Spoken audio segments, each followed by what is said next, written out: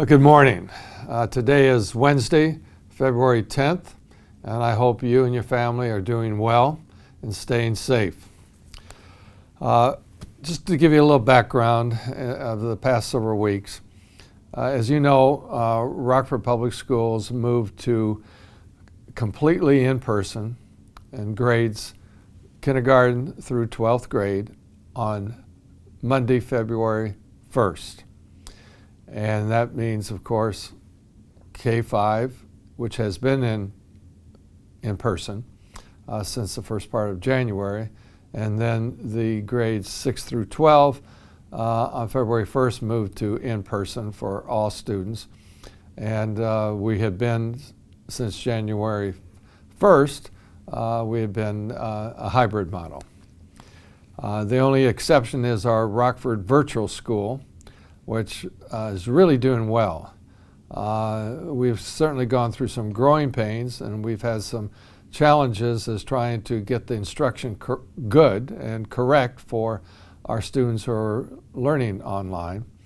But Rockford Virtual is really doing extremely well, and we have 900 students in grades K through 12, and we're going to continue this program into the 2021-22 school year as well.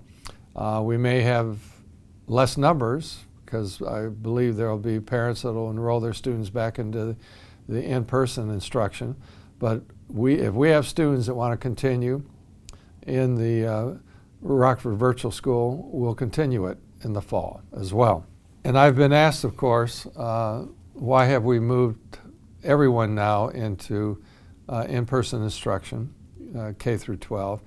And really the answer is the numbers across the state, across the county, and certainly in Rockford have positive cases have started to drop. And there may be a number of reasons for that, but we know that the numbers are dropping. And I think that's really important. And we also know that in-person teaching and learning with students in the classroom with their teachers is the most effective way for instruction. We also know that students, regarding their mental health and so forth, it's really important that they be with their peers, that they be in the classroom, and having that personal touch as far as teaching and learning. And so when the numbers start to drop, I think it's very important that we take a look at the most effective way of teaching and learning, and of course that is in person. Can these numbers that have started to drop as far as positive cases start to go up again? Of course. I mean, this is a virus, and if we're not really respectful of the virus and continue to practice our safety protocols, of course the numbers could start to go up again. But it is our intention to continue to be focused on creating a safe environment for our students, our staff, and our community. Now, since last March, it's been our focus to follow the medical experts and the researchers and the health professionals when it comes to how we're going to protect people and do the best we can to provide an environment, an instructional environment that is safe.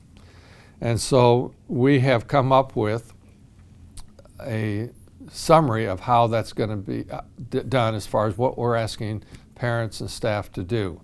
And you have a copy of that attached to the introduction of this video today that you can make a copy of and follow if you choose.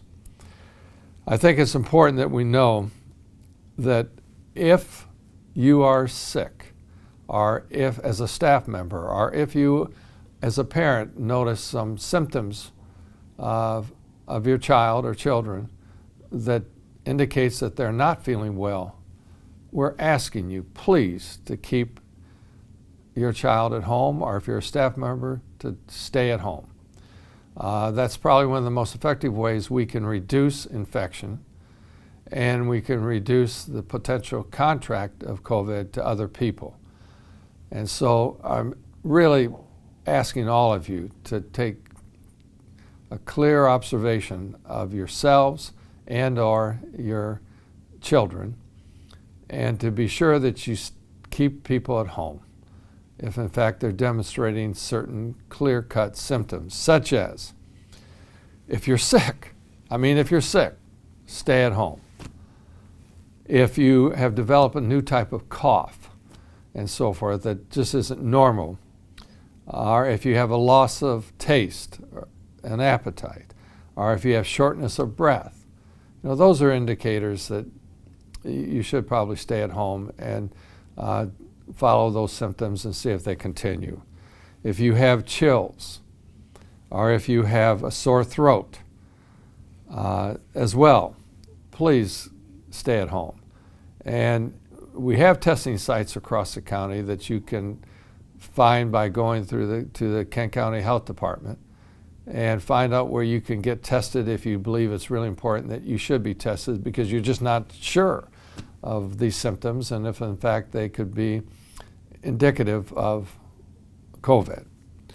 So I'm asking you to please, if you're ill, to stay at home until those symptoms disappear or you're sure that you don't have COVID. And I think it's really important also that this will help keep the numbers down for those people who become close contacts. And as you know, with close contacts, it's required that if you're a close contact that you quarantine yourself for 10 days, even though you may never get the virus. It's important that those people that are close contact, that they be quarantined. So if you have any questions about your safety, your health, please contact people who are involved, such as our district nurse, Kelly Thieker, your building administrator, our COVID responders who are parapros in each of our buildings, and get advice from them as well. But the important thing is that we have to be really focused on doing our very best collectively to keep any potential of this virus away from our students, our staff, and our community. I definitely believe that together, working together, all of us can make a real difference in the spread, or lack of spread, of the COVID virus. I'd also like to make a couple comments regarding winter sports. As you know, the governor has released us school districts across the state to open up winter competition, and we've done that as of February 8, and we'll continue to have sports competition into the future. We're going to continue to test students. We're going to continue, as our coaches have been working hard to develop a program, a plan to keep students safe, not only in practice, but also in competition as well. And so I think it's important, if you as a fan of a sport and or certainly are parents of student athletes, you need to get the most up-to-date protocols for safety of students, coaches, community as a whole. So I encourage you to go to our website, rockfordschools.org, click on athletics, and you'll find the specific protocols for watching and or participating in our winter sports program. Or you may call our phone number for the athletic director's office at 863-6040 and get the up-to-date current protocols to follow. I want to take this opportunity again, as I have been doing throughout these videos, to thank our teachers. They truly have been just doing an outstanding job under very difficult circumstances. To thank our support staff, who also have been doing an extraordinary job under difficult circumstances.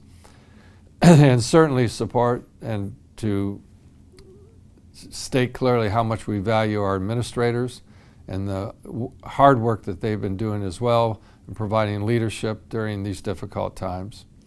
I want to thank our parents and the work that you've done to support us and to do the very best to keep your child, our children, safe. I want to thank our students because they truly have been very focused on keeping themselves and their friends safe. I want to thank our community for their support and during these challenging times. And certainly I want to thank our Board of Education trustees for the focus that they have demonstrated throughout these 12 months and working to maintain, to contain, and to provide safety measures regarding the COVID virus. Together, all of us are working very hard, collectively, to make a difference for our students, our staff, and our community during these difficult times. I hope all of you are working hard to stay safe this week, and I look forward to talking to you again by video on February 17th. Thank you.